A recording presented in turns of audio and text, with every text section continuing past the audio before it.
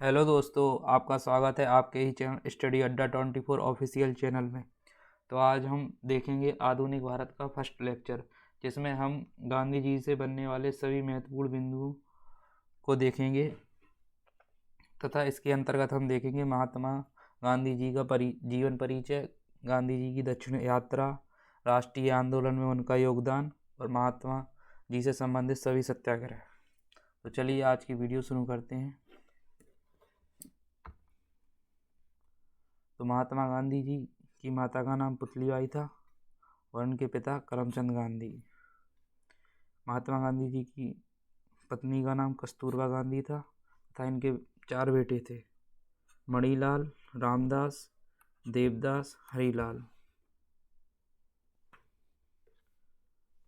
मोहनचंद करमचंद गांधी जी का जन्म 2 अक्टूबर 1869 को वर्तमान में गुजरात के राज्य पोरबंदर जिले के मध्यम वर्गीय परिवार में हुआ था।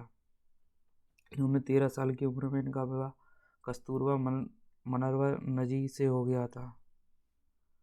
प्रतिदिन करीब 18 किलोमीटर चलते थे, यानी जिंदगी भर में अगर जितना भी चलें उसके पृथ्वी के 2 चक्कर लगा लिए जाते। 5 बार नोबेल पुरस्कार, शांति पुरस्कार के लिए नामित किया गया।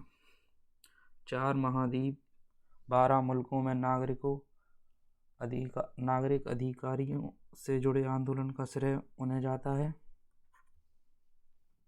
ब्रिटेन ने इनकी मृत्यु पर डाक टिकट जारी किया और 21 वर्ष पश्चात उनको सम्मान में डाक टिकट जारी हुआ। आइए इनकी दक्षिण यात्रा देखते हैं। दक्षिण अफ्रीका की यात्रा। गांधी जी ने 1888 में वकालत पढ़ने इंग्लैंड गए और 1891 में पढ़ाई पूरी करने कर भारत लौटे और 1893 ईस्वी में दादा अब्दुल के बुलावे पर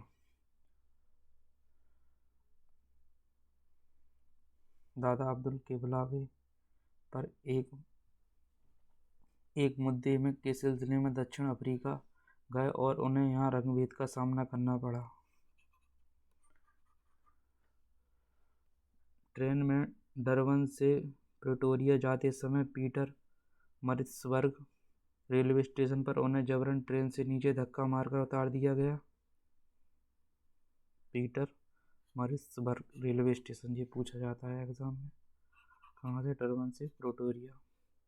1894 इन्होंने नटाल कांग्रेस की स्थापना की। गांधी जी ने सत्याग्रह का पहला प्रयोग 1906 में दक्षिण अफ्रीका में ही किया।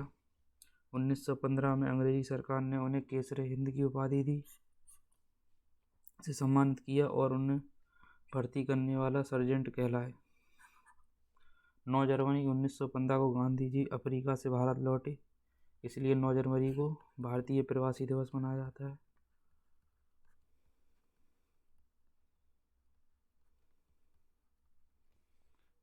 जाता है।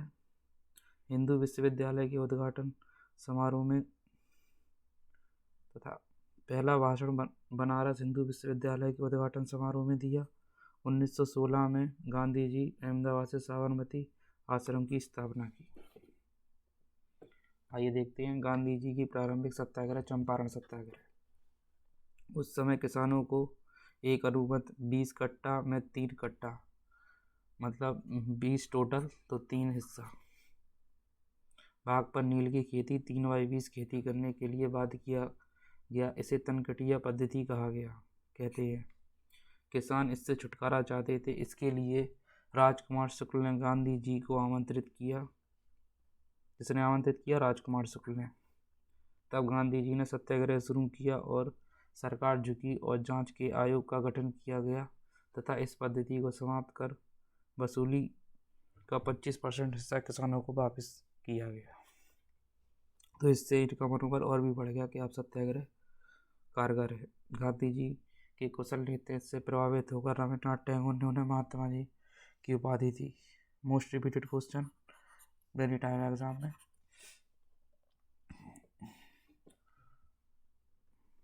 चंपारण सत्याग्रह। सत्याग्रह की प्रेरणा गांधी जी ने डेविड थोरो के निबंध से डिसोबीडियंस से ली। गांधी जी ने सत्याग्रह का प्रथम प्रयोग दक्षिण अफ्रीका में किया। जैसा कि पहले देखा था, 9 जनवरी भारत आए। राजनीतिक गुरु गांधी जी के गुरु गोपाल गोखले हैं, ये भी पूछा जाता है एग्जाम में। भारत में प्रथम सत्याग्रह चंपारण बिहार। गोखले जी की सलाह पर 1915 से 1916 से 2 वर्ष गांधी जी ने भारत का भ्रमण किया। उसके बाद 1917-1918 के बीच 3 प्रारंभिक आंदोलनों का नेतृत्व किया। खेड़ा सत्याग्रह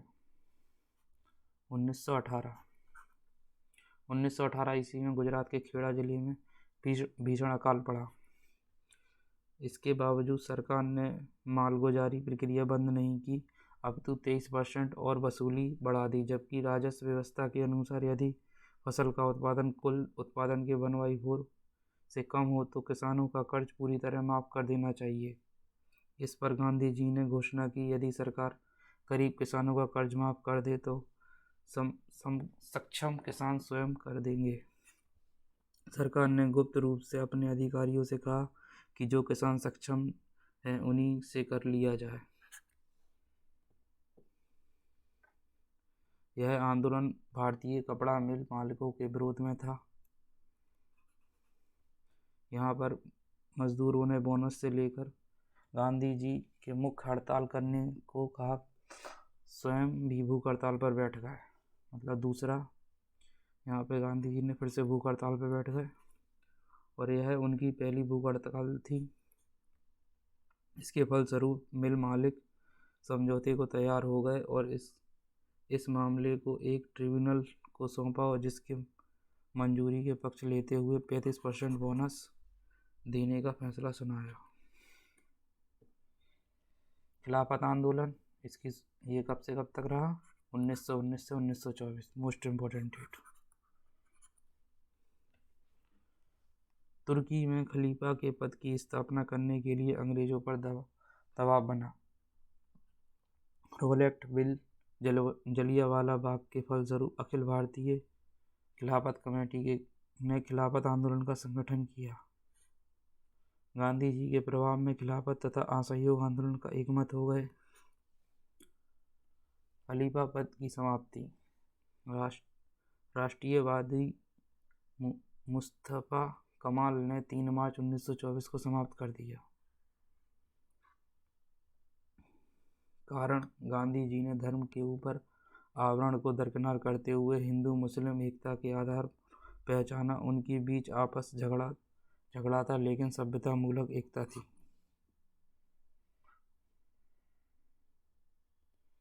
असहयोग आंदोलन 1920। डेट तो मोस्ट इम्पोर्टेंट है, एग्जाम में सबसे ज़्यादा पूछी जाती है। श्री चिमन लाल सितवाड़ के अनुसार वायसराय लॉर्ड राइडिंग कुर्सी पर हताश बैठा गया और अपने दोनों हाथ सिर पर थामकर फूट गया। इस आंदोलन ने ब्रिटिश राजकीय की जड़ें पर प्रहार किया था। उद्देश्य ब्रिटिश भारत की राजनीतिक, आर्थिक तथा सामाजिक संस्था का बहिष्कार करना तथा समान शासन की मशीनरी को बिल्कुल ठप कर देना। मतलब जो भी अगर विदेश से सामान है उसे हम हाथ नहीं लगाएंगे भारतीय। अगर आप किसी भी पद पे हैं तो वहाँ से भी आ जाएं, मतलब वो काम नहीं करेंगे। कुल मिला के आप विदेशी वस्तुओं को पूर्ण रूप से बहिष्कार, जैसे अभी बाइकआउट चाइना वगैरह चलता है, जैसे अपन चाइना वगैरह की लाइट के लिए बाइकआउट करते हैं, ऐसा कुछ। 1920 में राष्ट्रीय कांग्रेस के कलकत्ता अधिवेशन हुआ, यहाँ से आरंभ हुई। असहयोग आंदोलन को सफल बनाने हेतु किए गए प्रयास। पहला प्रयास, सरकारी उपाधियों और अवैतनिक पदों का त्याग, जैसा कि मैंने अभी बताया था। सरकारी उत्सवों तथा दरबारों में सम्मिलित ना होना। सरकारी और अर्ध सरकारी स्कूलों का त्याग। 1919 के अधिनियम के अंतर्गत होने वाले चुनावों का बहिष्कार। सरकारी अदालतों का बहिष्कार। विदेशी माल का बहिष्कार। आंदोलन समाप्ति या उसके कारण। गांधी जी ने कहा था आंदोलन पूरी तरह अहिंसक होना चाहिए, किंतु फरवरी 1922 में चौरी चौरा कांड की वजह से इसे स्थगित कर दिया गया, क्योंकि इसमें अहिंसा हो गई थी। 24 कुछ पुलिस वालों को चौकी के अंदर जला दिया गया था, जिससे दम घुटनों से उनकी मृत्यु हो गई। इसमें देखेंगे चौरी चौरा कांड क्या था। उत्तर प्रदेश में 4 फरवरी गोरखपुर के पास एक कस्बा है। यह 4 फरवरी 1922 में भारतीय आंदोलनकारियों ने ब्रिटिश सरकार की पुलिस चौकी में आग लगा दी थी, जिसमें छुपे हुए 22 पुलिसकर्मी जिंदा जल गए। इस घटना को चौरी चौरा कांड के नाम जाना जाता है। असहयोग आंदोलन के पश्चात क्या हुआ। नेहरू रिपोर्ट 1928 में आई। नेहरू रिपोर्ट। लाई वर्कनहेड भारत सचिव ने राष्ट्र नेतृत्व को एक ऐसा संविधान बनाने की चुनौती दी जिसके स्वीकार करें। 1927 के मद्रास अधिवेशन में यह तय किया गया कि अन्य राजनीतिक दलों की सहमति से ही संविधान का मसौदा बनाया जाए।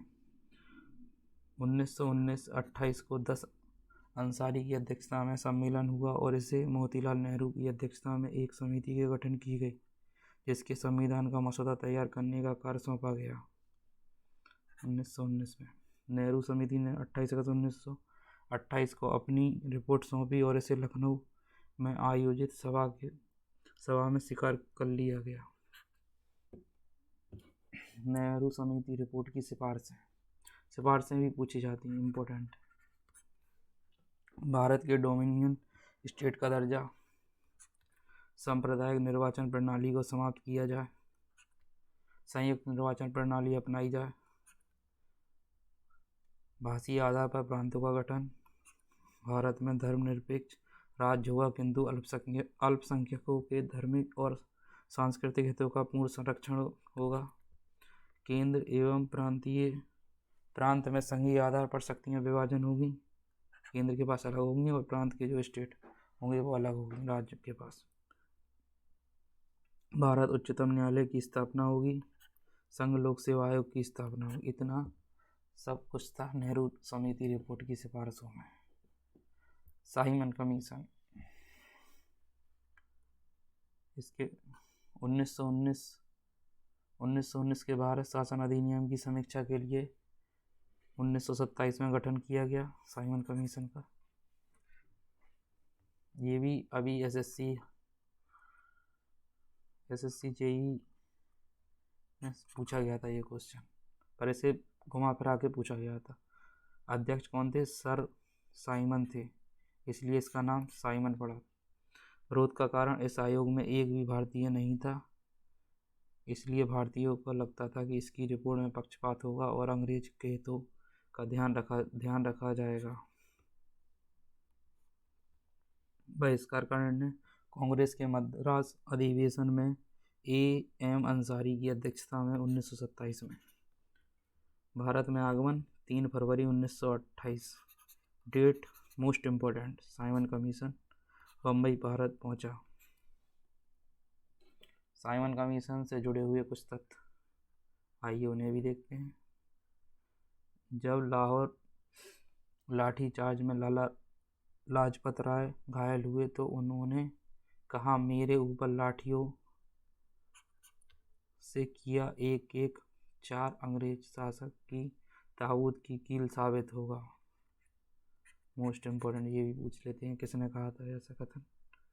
1928 से 1929 के बीच कमीशन 2 बार भारत आया और मई 1930 में अपनी रिपोर्ट प्रस्तुत की, जिस पर लंदन के आयोजित गोलमेज सम्मेलन पर विचार होना था। साइमन कमीशन की प्रमुख सिफारिशें, प्रांतों में द्वैध शासन का खत्म होना हो, अखिल भारतीय संघ के विचार को न माना जाए, बर्मा को ब्रिटिश भारत से अलग कर दिया जाए, उसका अलग संविधान हो। इतनी दांडी मार्च, गांधी जी का दांडी नमक सत्याग्रह 1923। 12 मार्च 1923 को साबरमती आश्रम से 78 अनुयायियों के साथ 24 दिनों की पदयात्रा की व 5 अप्रैल को दांडी पहुंचकर 6 अप्रैल को नवा कानून तोड़ा। डेट तो आप बिल्कुल मोस्ट इम्पोर्टेंट है, हमेशा याद रखें। सुभाष चंद्र बोस ने इसकी तुलना नेपोलियन के पेरिस मार्च, मुसेलोन के रोम के मार्च से की थी। दर्शना नामक सत्याग्रह का नेतृत्व सरोजिनी नायडू, इमाम साहब मणिलाल गांधी जी के बेटे ने किया था। उत्तर पूर्व में इस आंदोलन का नेतृत्व 13 वर्षीय नागा महिला ने किया। जवाहरलाल नेहरू ने इन्हें रानी की उपाधि दी। इन्होंने नागालैंड के जॉन ऑफ आर्क भी कहा जाता है। गोलमेज सम्मेलन, round table summit. Simon commission की रिपोर्ट पर विचार विमर्श 1930 में लंदन के प्रथम गोलमेज सम्मेलन में हुआ। 89 सदस्य ने भाग लिया किंतु कांग्रेस ने नहीं।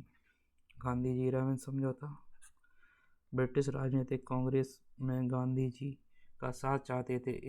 इसी के चलते गांधी जी और वायसराय के बीच वायसराय इरविन समझौता हुआ। गांधी इरविन समझौता का उद्देश्य, इसके तहत कांग्रेस की ओर से द्वितीय गोलमेज सम्मेलन में भाग लेने तथा सभी अवज्ञा आंदोलन में भाग बंद करने की बात मान ली गई।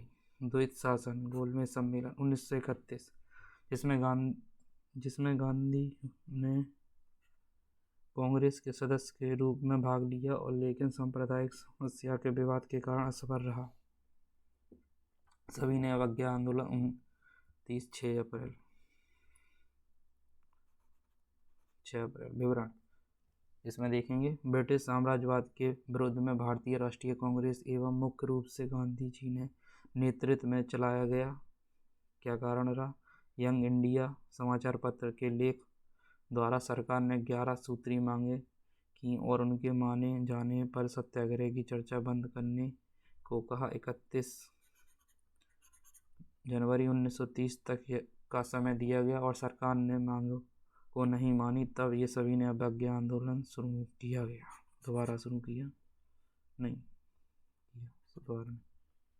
प्रमुख कार्य क्या क्या? नवा कानून तोड़ना, कर भुगतान न विदेशी बहिष्कार, सरकारी कार्यक्रम, सरकारी सेवाओं का त्याग आदि करना। नोट, यह घटना अमेरिकी पत्रकार बेम मिलर ने रिकॉर्ड की। ये भी इम्पोर्टेंट है, एग्जाम में पूछा जाता है। सभी ने अवज्ञा आंदोलन के उद्देश्य, कुछ विशिष्ट प्रकार के गैर कानूनी कार्य असामूहिक रूप से करके ब्रिटिश सरकार को झुका देना। अमेरिकी पत्रकार लुईस फिशर ने भारत छोड़ो आंदोलन के समय महात्मा गांधी के साथ उन्होंने भारत छोड़ो आंदोलन का विस्तार पूर्वक प्रकाशित किया था। सभी ने अवज्ञा, ये आगे के पॉइंट है 19 भारत छोड़ो आंदोलन का, यहाँ आ गया। सभी ने अवज्ञा आंदोलन के प्रभाव, ब्रिटिश सरकार ने आंदोलन को दबाने के लिए सख्त कदम उठाए और गांधी जी समेत अनेक नेताओं को जेल में डाल दिया। भारत छोड़ो आंदोलन आरंभ 9 अगस्त 1942। भारत को जल्द आज़ादी दिलाने के लिए महात्मा गांधी जी द्वारा अंग्रेजों शासन के विरुद्ध एक बड़ा फैसला। मूल मंत्र, करो या डरो, डू और डाई, करो या मरो। मोस्ट इम्पोर्टेंट पूछा जाता है किसका नारा रहा। परिणाम, यह आंदोलन भारत को स्वतंत्रता भले ही न करा पाया हो लेकिन इसका दूरगामी सुखदायी रहा। इसलिए इसे भारत की स्वाधीनता के लिए किया जाने वाला अंतिम प्रयास कहा जाता है। अंतिम, ये टाइपिंग मिस्टेक है, प्रयास कहा गया। अमेरिकी पत्रकार लुईस फिशर ने भारत छोड़ो आंदोलन के समय महात्मा गांधी के साथ थे और उन्होंने भारत छोड़ो आंदोलन का विस्तारपूर्वक प्रकाशन किया। माउंटबेटन की घोषणा, लॉर्ड बॉवेल के स्थान पर लॉर्ड माउंटबेटन फरवरी 1947 में भारत का वायसराय नियुक्त किया गया तब उसने ऐलान कर दिया कि ब्रिटिश भारत को स्वतंत्रता देगी और जाएगी, लेकिन उसका विभाजन भी होगा, जो पाकिस्तान और इंडिया।